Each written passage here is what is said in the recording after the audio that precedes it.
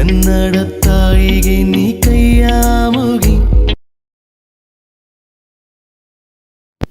ನಮಸ್ಕಾರ, ಎಲ್ರಿಗೂ ಸ್ವಾಗತ ಮತ್ತೊಂದು ದೆವ್ವದ ಕಥೆಯೊಂದಿಗೆ. ಎಲ್ಲರೂ ಚೆನ್ನಾಗಿದ್ದೀರಾ ಅಂತ ಅಂದ್ಕೊಂಡಿದ್ದೀನಿ. ಈ ಒಂದು ಕಥೆನ ಪೂರ್ತಿಯಾಗಿ ಕೇಳಿ, ಆಮೇಲೆ ಈ ಒಂದು ವಿಡಿಯೋಗೆ ಲೈಕ್ ಮಾಡ್ಕೊಳ್ಳಿ. ಹಾಗೆ ನಮ್ಮ ಯೂಟ್ಯೂಬ್ ಚಾನಲ್ಗೆ ಇನ್ನೂ ಸಬ್ಸ್ಕ್ರೈಬ್ ಆಗಿಲ್ಲ ಅಂತಂದರೆ ಈ ಕೂಡಲೇ ಸಬ್ಸ್ಕ್ರೈಬ್ ಕೂಡ ಮಾಡ್ಕೊಳ್ಳಿ. ಆದಷ್ಟು ಬೇಗ 500 ಸಬ್ಸ್ಕ್ರೈಬರ್ಸ್ನ ಕಂಪ್ಲೀಟ್ ಮಾಡೋಣ. ಹೀಗೆ ವಿಡಿಯೋನ ಶೇರ್ ಮಾಡ್ತಾ ಇರಿ ನಿಮ್ಮ ಫ್ರೆಂಡ್ಸ್ ಜೊತೆ ಕೂಡ. ಸೊ ಈಗ ಅಂದ್ಕೊಳ್ಳಿ, ನೀವು ಒಬ್ಬರೇ ಇದ್ದೀರಾ, ಹಾಗೆ ಮನೆಯಲ್ಲಿ ಬೇರೆ ಯಾರೂ ಕೂಡ ಇಲ್ಲ.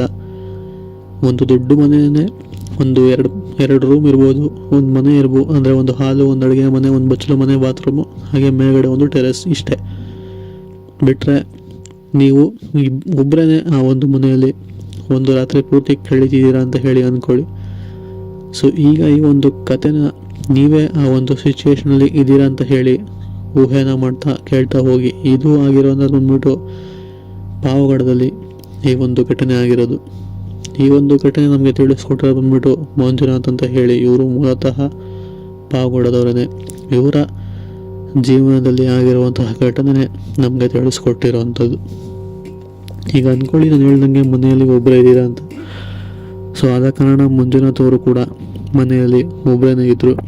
ಸೊ ಅವರ ಹೆಂಡತಿ ಒಂದು ಪ್ರೆಗ್ನೆಂಟ್ ಆದ ಕಾರಣ ಅವರ ತಾಯಿ ಮನೆಗೆ ಹೋಗಿರ್ತಾರೆ ಬಾಣಂತನ ಮುಗಿಸ್ಕೊಂಬರೋಕ್ಕೆ ಅಂತ ಹೇಳಿ.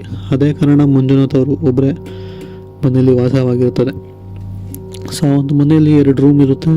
ಹಾಗೆ ನಾನು ಹೇಳ್ದಂಗೆ ಒಂದು ಹಾಲು, ಒಂದು ಅಡುಗೆ ಮನೆ, ಮೇಲೆ ಟೆರೆಸ್.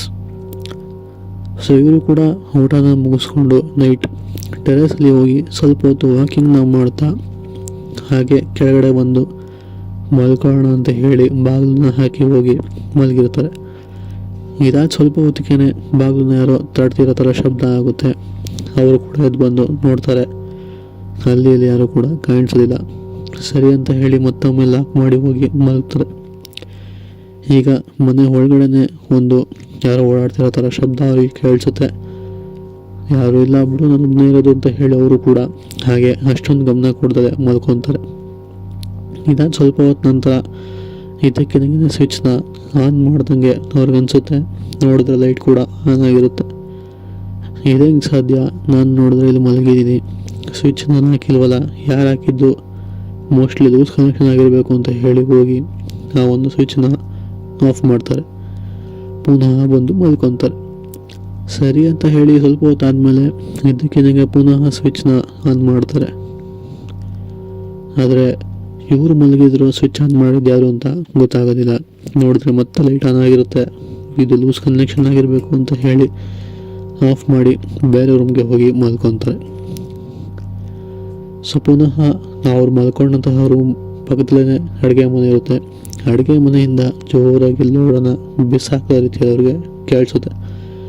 ಇದೇನು ಲೋಟ ಬಿತ್ತಲ್ಲ ಅಂತ ಹೇಳಿ ಅವರು ಕೂಡ ಎದ್ದು ಬಂದು ನೋಡ್ತಾರೆ. ನೋಡಿದ್ರೆ ಲೋಟ ಕೆಳಗಡೆ ಬಿದ್ದು ಉರುಳಾಡ್ತಿರುತ್ತೆ. ಅಲ್ಲಿ ನೋಡಿದ್ರೆ ಯಾರೂ ಇರೋದಿಲ್ಲ, ಒಂದು ಬೆಕ್ಕು ಕೂಡ ಇರೋದಿಲ್ಲ. ಸರಿ, ಇದು ಹೆಂಗೆ ಬಿತ್ತು ಅಂತ ಹೇಳಿ ಕಿಟಕಿ ಕೂಡ ಮುಚ್ಚಿದೆ, ಹೆಂಗೆ ಬೀಳೋದಕ್ಕೆ ಸರಿ ಎಲ್ಲ, ಮೋಸ್ಟ್ಲಿ ತುದಿಲಿರ್ಬೇಕು, ನಾವು ಬಿಡು ಬಿದ್ದಿರ್ಬೋದು, ಬ್ಯಾಲೆನ್ಸ್ ತಪ್ಪೆ ಅಂತ ಹೇಳಿ ಇವ್ರು ಕೂಡ ಅಂದ್ಕೊಂಡು ಸುಮ್ಮನೆ ಆಗ್ತಾರೆ. ಇದಾಗಿ ಸ್ವಲ್ಪ ಹೊತ್ತು ನಂತರ ಸ್ವಲ್ಪ ಗಾಬರಿ ಅನಿಸುತ್ತೆ, ಸ್ವಲ್ಪ ಶೆಕೆ ಆಗುತ್ತೆ. ಆದ ಕಾರಣ ಆಚೆ ಕಡೆ ಹೋಗಿ ಒಂದು ಸ್ವಲ್ಪ ಗಾಳಿ ತೊಗೊಂಬರೋಣ ಅಂತ ಹೇಳಿ ಮನೆಯಿಂದ ಆಚೆ ಬಂದು ಗೇಟ್ ತೆಗೆದು ಬಂದು ರೋಡ್ನ ನೋಡಿ ಆ ಕಡೆ ಈ ಕಡೆ ಒಂದು ಸ್ವಲ್ಪ ಹೊತ್ತು ನೋಡಿ 1-2-3 ಹೆಜ್ಜೆ ಆ ಕಡೆ ಈ ಕಡೆ ಓಡಾಡಿ ಪುನಃ ಹೋಗಿ ಮನೆಯಲ್ಲಿ ಬಾಗಿಲು ಹಾಕ್ಕೊಂಡು ಅವ್ರು ಮೊದಲು ಮಲಗಿದಲ್ಲ, ಸೊ ಆ ಒಂದು ರೂಮ್ಗೆ ಹೋಗಿ ಮಲ್ಕೊತಾರೆ. ಮಲ್ಕೊಂಡಾದ್ಮೇಲೆ ಅವ್ರ ಮೈ ಮೇಲೆ ಒಂಥರ ತೂಕ ಅನಿಸುತ್ತೆ, ಅಂದರೆ ಯಾರೋ ಅವ್ರ ಮೈ ಮೇಲೆ ಮಲಗಿದ್ದಾರೆ ಅಂತ. ಸೊ ಇವರು ಇಲ್ಲಿ ನೋಡಿದ್ರೆ ನಮ್ಮ ಮನೆಯಲ್ಲಿ ನಾನು ಬಂದುಬಿಟ್ರೆ ಬೇರೆ ಯಾರಿಲ್ಲ, ನನಗೆ ಯಾಕೆ ಇಷ್ಟೊಂದು ತೂಕ ಅನ್ನಿಸ್ತಿಲ್ಲ ಅಂತ ಹೇಳಿ ಎದ್ದು ಓಡಾಡ್ತಾರೆ. ಇವಾಗ ಒಂದು ಸ್ವಲ್ಪ ಆರಾಮ ಅನ್ಸೋದಕ್ಕೆ ಶುರು ಆಗುತ್ತೆ. ಇವಾಗ ಯಾರೂ ಇಲ್ಲ ಬಿಡು, ಮೈ ಫ್ರೀ ಇದೆ ಅಂತ ಹೇಳಿ ಅನ್ಸೋದಕ್ಕೆ ಶುರು ಆಗುತ್ತೆ. ಸರಿ ಅಂತ ಹೇಳಿ ಅವರು ಕೂಡ ಪುನಃ ಬಂದು ಮಲ್ಕೊತಾರೆ. ಆದರೆ ಈಗ ಅವ್ರು ಮಲಗಿದ ತಕ್ಷಣ ಅವ್ರ ತಲೆಗೆ ಯಾರೋ ಹಿಂದೆಯಿಂದ ಬಂದು ಜೋರಾಗಿ ಓಡ್ತಾರ ಅವ್ರಿಗೆ ಅನಿಸುತ್ತೆ. ಎಷ್ಟು ಜೋರಾಗಿ ಹೊಡಿತಾರೆ ಅಂದರೆ ತಲೆ ಒಂದು ಸೆಕೆಂಡ್ ತಿರುಗಿ ಬಂದು ಅವ್ರಿಗೆ ಎದೊಳಕ್ಕೂ ಕೂಡ ಆಗೋದಿಲ್ಲ, ಅಷ್ಟು ಜೋರಾಗಿ ಹೊಡೆಯೋ ಥರ ಅವ್ರಿಗೆ ಅನಿಸುತ್ತೆ. ಸೊ ಇವರು ಕೂಡ ಗಾಬರಿಯಿಂದ ಯಾರು ಅಂತ ಜೋರಾಗಿ ಕೂತ್ಕೊಂಡು ಎದ್ದು ಆ ರೂಮಿಂದ ಫಸ್ಟು ಓಡಿ ಬರ್ತಾರೆ. ಓಡಿ ಬಂದಾದಮೇಲೆ ಆ ಒಂದು ಮನೆಯಲ್ಲಿ ಕನ್ನಡಿ ಇರುತ್ತೆ.